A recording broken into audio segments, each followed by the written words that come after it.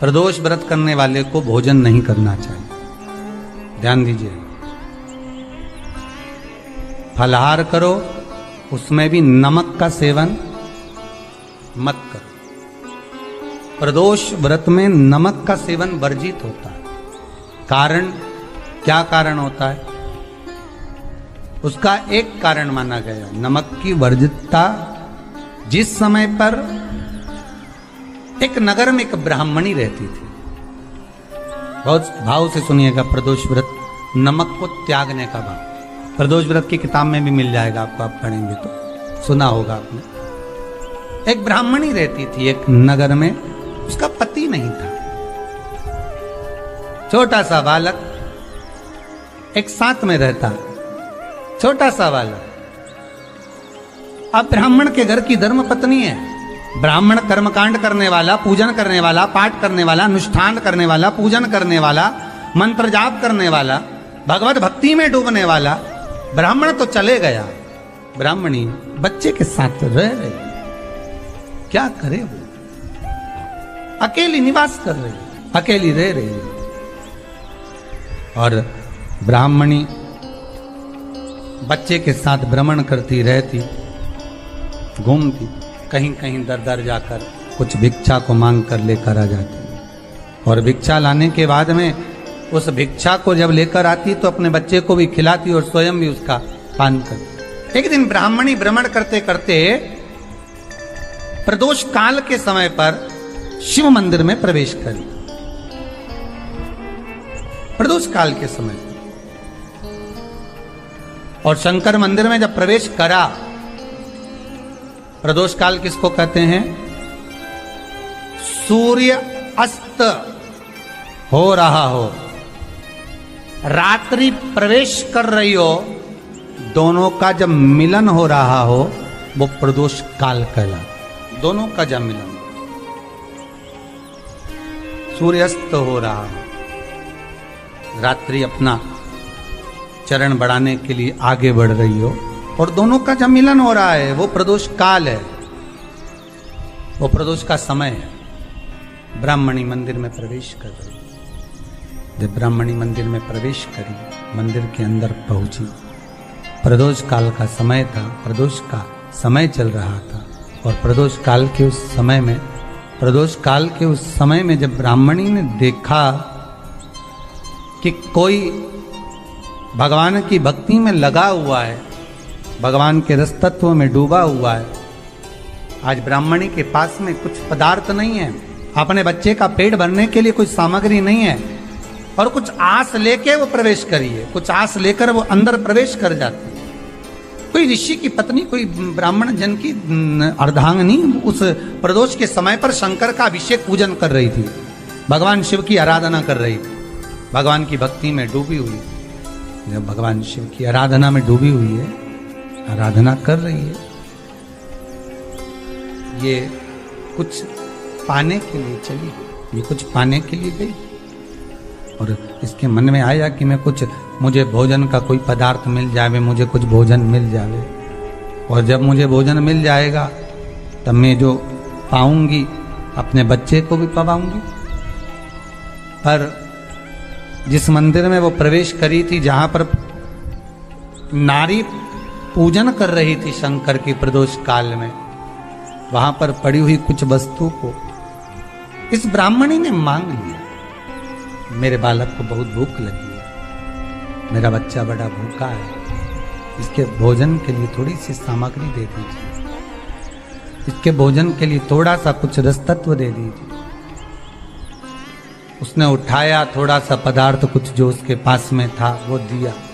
जब दिया तो देने के बाद जब उसे प्राप्त हुआ और होने के बाद में जब वो मिल गया उसको, तो उसने उस समय पर उस पदार्थ को जैसे ही मुख में लिया, लेते ही कहा इसमें तो स्वाद नहीं है, इसमें स्वाद नहीं है।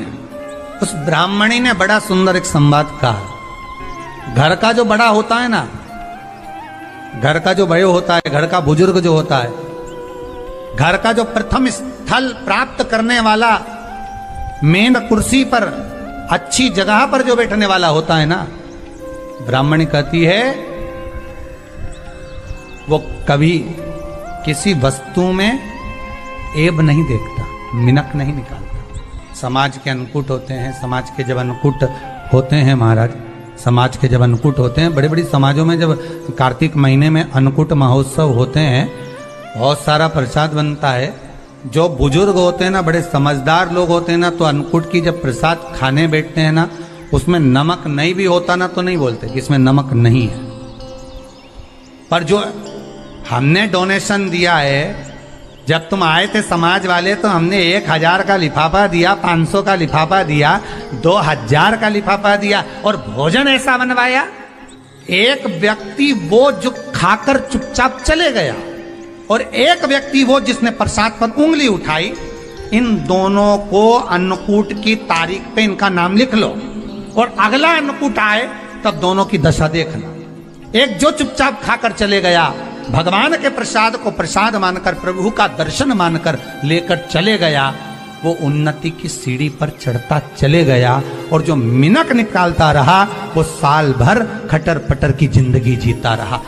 भगवान के प्रसाद में कभी भी ध्यान रखिएगा, भगवान के प्रसाद के अंतर्गत स्वाद की कोई मूलता नहीं होती। भगवान का प्रसाद स्वयं स्वाद है।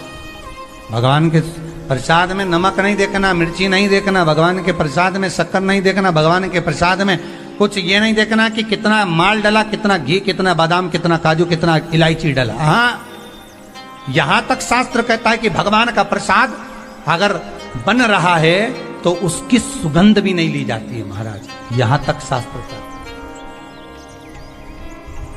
जब तक भगवान उसको पानी ले तब तक उसका सुगंध भी नहीं। और कई कई जगह तो भगवान को प्रसाद अगर सूखा सामान हाथ में आ गया, इलायची कैसी है, मंदिर के अंदर जाने वाली है भगवान को डलने के लिए, लाओ यार किसकी दुकान से आई इलायची बताओ, इलायची तो 25 बार सूंघा, हाँ हाँ अच्छी है, अब सूंघ लिया तो भगवान इसको स्वीकार करेगा क्या? अरे जम के तो बोलो। एक फूल तुमने बगीचे से तोड़ा और सोचा इसमें पहले मैं सूंघ लेती हूँ, इसमें स्वाद है कि नहीं, इस फूल में गंध है कि नहीं, इसमें सुगंध है कि नहीं, और फूल सूंघ लिया, उसके बाद तुम भगवान को देखो, भगवान स्वीकार करेगा नहीं। कई कई घरों में तो हंडी से दाल चलाती जाए ने हाथ में डाल के। महाराज ब्राह्मणी ने जैसी मुख में लिया थूक दिया। ये श्रेष्ठ नहीं है। जो ऋषि की पत्नी अंदर पूजन कर रही थी प्रदोष काल, उसने कह दिया, आपका चेहरा बता रहा है कि आप ब्राह्मण की धर्म पत्नी, पर आज आप दर दर जाकर अगर भिक्षा मांग रही हो, दर दर जाकर अगर भीख मांग रही हो, दर दर जाकर भिक्षा को मांग रही हो, तो इसमें आपके पति का दोष नहीं है, दोष आपका है। क्योंकि आप भगवान के प्रसाद में भी जो स्वाद देखी थी ना, ये आपका एक जन्म का नहीं है, ये ना जाने कितने जन्म का है। ब्राह्मणी के मस्तिष्क में बैठ गया, ब्राह्मणी के उस का ना वो बक्कल में नहीं अक्कल में बैठ गया कि ये स्वाद नहीं देखना।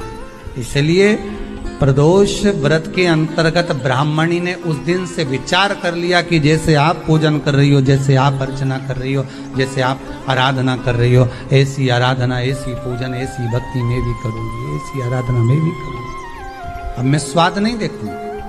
तो प्रदोष व्रत करने वाले को ध्यान रखना चाहिए कि नमक का सेवन ना करे, भोजन ना करे, फलाहार करिए, हल्का आहार करिए, प्रयास करिए। और यदि आपने व्रत का ले लिया भोजन का कि हम तो एक टाइम फलाहार करेंगे, एक टाइम भोजन करेंगे, ऐसा भी कई लोग प्रदोष ले लेते हैं, तो वो बात आपकी है, आप तक रखो, ठीक है, अपने मन। ठीक है, बाबा आपकी मनोकामना पूर्ण करे, वो भी पाओ।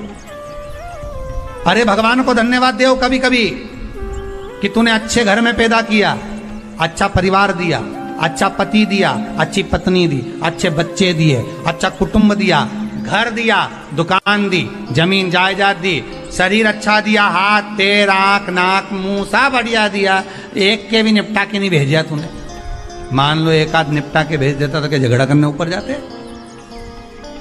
एक ही कान देता और एक गायब कर देता तो यहां से चिपका देता, क्या कर लेते?